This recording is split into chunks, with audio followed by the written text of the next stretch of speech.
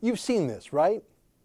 Elementary Teachers Federation of Ontario calls on districts to rename John A. Macdonald schools. Now, I checked, it is not April Fool's Day. The teachers union really said that. I went and I got their actual press release. It's the teachers union representing 78,000 elementary school teachers.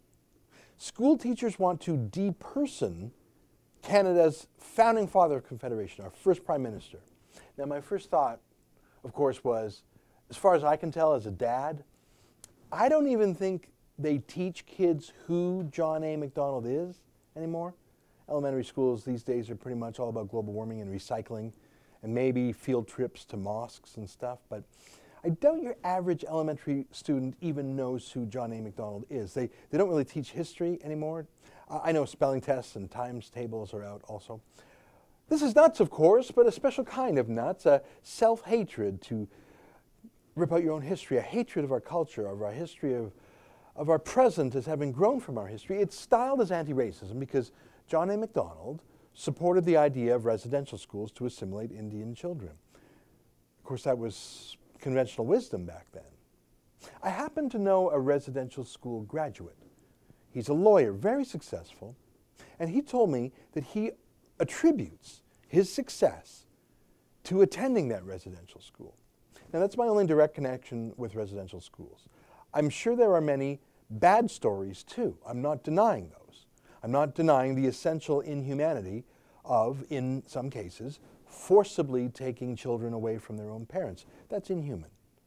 But the only Indian I actually know who actually went to one of these residential schools praised it highly. He described it as one might describe a boarding school, where he learned discipline and skills and got smart. I'm not going to call him a liar just because the leftists at the CBC tell me so and the grievance industry. I understand that the object of the schools was to assimilate, to integrate, and to culturally move Aboriginal kids into the European-Canadian mainstream.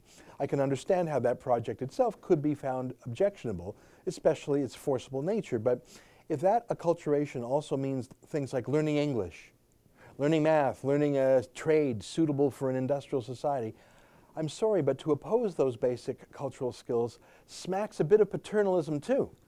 A different kind of paternalism, as if Aboriginal kids are some sort of curiosity who should be stuck in amber, as some sort of cultural curiosity denied the benefits from and access to our mainstream culture, our economy, our democracy. That was the point of my lawyer friend. He had a senior position in our society that he attributed to going to residential school. He wasn't being treated as something in a museum or off in a reserve, fenced off behind glass in a museum.